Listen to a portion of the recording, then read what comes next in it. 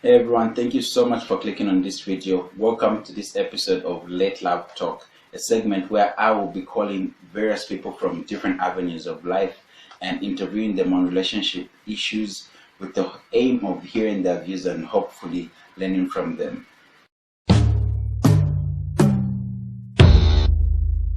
So today's topic and question at hand is, why do women stay in abusive relationships? Why do women stay in abusive relationships? Right? So the reason I'm targeting women in this case is because usually they are the victims in these relationship abuse cases that we hear around. So my guest on the line to address this topic is Mrs. Melissa Chishimba Banda. She is a secondary school teacher. Mrs. Banda, how are you doing? And welcome to Let Love Talk. Good afternoon, Mishek. I'm fine, thank you, and thank you for having me. Good afternoon to you too. I'm glad to have you here. So let's dive into it, right? Let's dive straight into it. What would you consider, from a personal view, what would you consider as abuse in a relationship? So when you talk about abuse in relationships, mostly it comes in different forms. Yeah. But the most common form of abuse in relationship is physical abuse as well as emotional abuse. When you talk about physical abuse, it's usually common because it's deemed as common because it's something people can actually see. When someone is physically abused, True. The consequences are there on the person because you're talking about someone physically harming someone or beating or punching. So because you can see the scars, you can see the bruises, people find this one as common and it's actually easier to report. But when you talk about emotional abuse, mostly you're talking about someone emotionally abusing you, and usually this one is only felt by the person who's been abused. And you find that in most cases, some people don't even realize they are emotionally abused. They think maybe it's normal, maybe the person just loves me a lot, but then you don't realize someone is controlling you. You find with emotional abuse there's this blackmail, and then there's this where your partner wants to control you, they isolate you, they don't want you to have friends, and then they also belittle you and make you lose your self-esteem, such that you start thinking like they're the only people you need their approval for you to do anything right in life. And that's some sort of abuse that people don't even realize.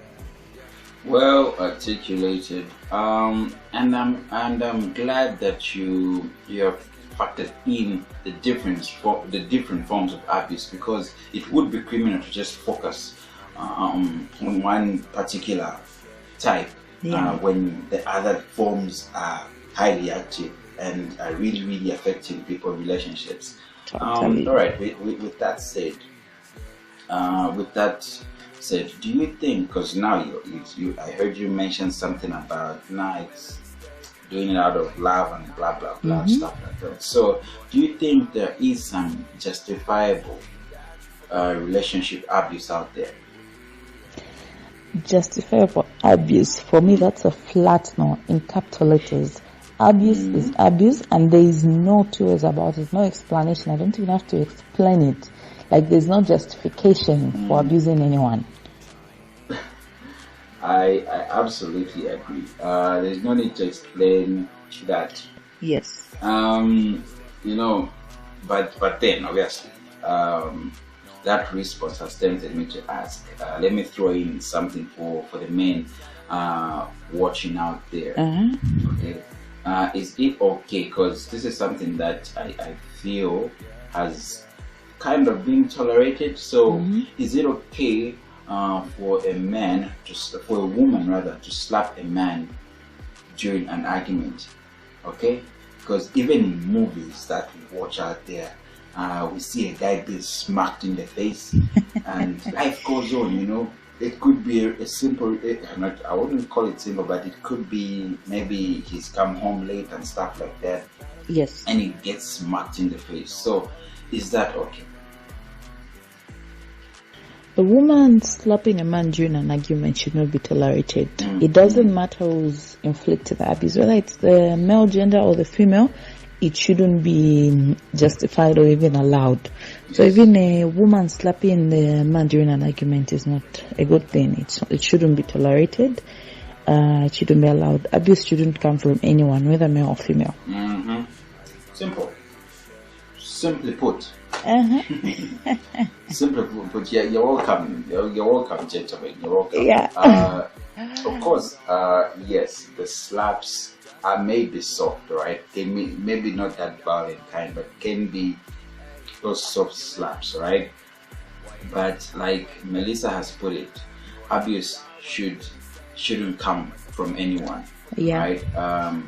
Though I have to ask this, so let me hear your personal take, because just as we touch on gender and how distributed abuse is among genders, why do you think a man hitting a woman makes more headlines than vice versa, than a woman hitting a man? So you find that mostly women being abused makes more headlines compared to men being abused because physically a woman is weaker and it's easier for a man to beat a woman than vice versa. As a result, you find that women fall victim as well as they report the cases because you find that already it's deemed common. Most women are not going to be embarrassed to report. And as I've earlier said, because women are termed as the weaker sex, you find that the men will be embarrassed. If a woman beats them, in as much as it is wrong, they'll be embarrassed to report it, thinking that they're going to be laughed at, they're going to be mocked, they're going to be ridiculed. And those are the cases. That's what happens. Mostly when men report such, it's only maybe of late that people are being woke and they are understanding such situations. But you find that in the past especially, most men were judged for being beaten by their wife, for being abused. But then, as I earlier stated, abuse is not only about physical abuse, but also emotional. Some men are emotionally abused but can't say anything because they are scared. We have this norm in society where you say men are supposed to be strong. Men are supposed to do this and that. As a result, you find that most men, because of the expectations from society, they fail to report such cases and would rather keep quiet because of fear of being judged or even mocked. Exactly, because we live in a world where a man is taught to hold back his feelings, even the painful stuff, like we have to hold it back. You know? But abuse can really get aggressive. That's very true. Right? It can really mess you up as a person. Anyway, that was a little shout out to the abused men out there. Okay, so now for the cream of this episode, it's obviously clear that abuse is not a good thing, right? It's not welcome or it shouldn't be tolerated. But then here's my grand question for you, Melissa. Why do women stay in abusive relationships? It's as simple as that. Why do women stay in abusive relationships? Wow. Why do women stay in abusive relationships? $1 million question. Like, we keep wondering why. But anyway, you find that with most women, they stay in abusive relationships for fear of being alone or fear of starting over. You know, there's this saying people say it rains everywhere. So they're scared, like, if I dump this man, I go out there, I start living alone, I have to date again, then again I find someone who's even worse. What happens then? So you find that they are afraid of living because they are scared they might find someone worse. They are scared that maybe, like, they just don't trust humanity. They think everyone is the same. They think everyone is going to abuse them. So as a result, they would rather stay where they are. This case of the devil you know is better than the angel you do not know. They think if I go somewhere else, I might even find worse experiences. So they'll end up staying as long as providing, as long as doing this and this. Like, they keep making excuses for the man, thinking as long as there's this and this, there's no problem with me staying. let me stay where at least he's even providing. I might go somewhere where I'm being abused and he's not even providing, he's not doing this and that.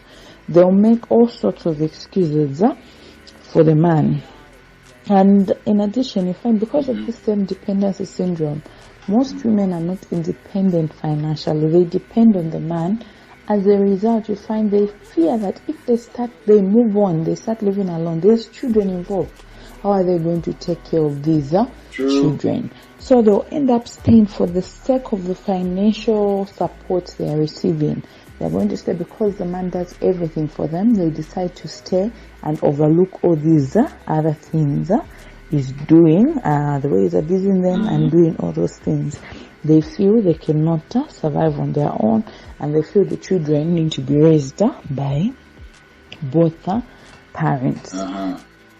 Lastly, you find that society blames women in a lot of cases. You find we are taught like marriage is a shipikisha club. You have to endure, it's for better, for worse. But we are not told what worse means. Should the worst come from your partner? Should all this and this come from your partner? And then because of society, once a couple is divorced, they are going to blame the woman and say, so most women are going to stay for fear of being judged, for fear of being ridiculed. Mostly women feel like if you're single or you're divorced, you failed. There's just this status that marriage gives.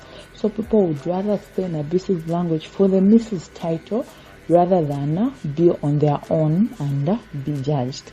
So those are just some of the reasons women will stay in an abusive relationship. Even when they know things are going wrong, they're going to endure for the sake of keeping up appearances. Wow. That's the aggressive truth.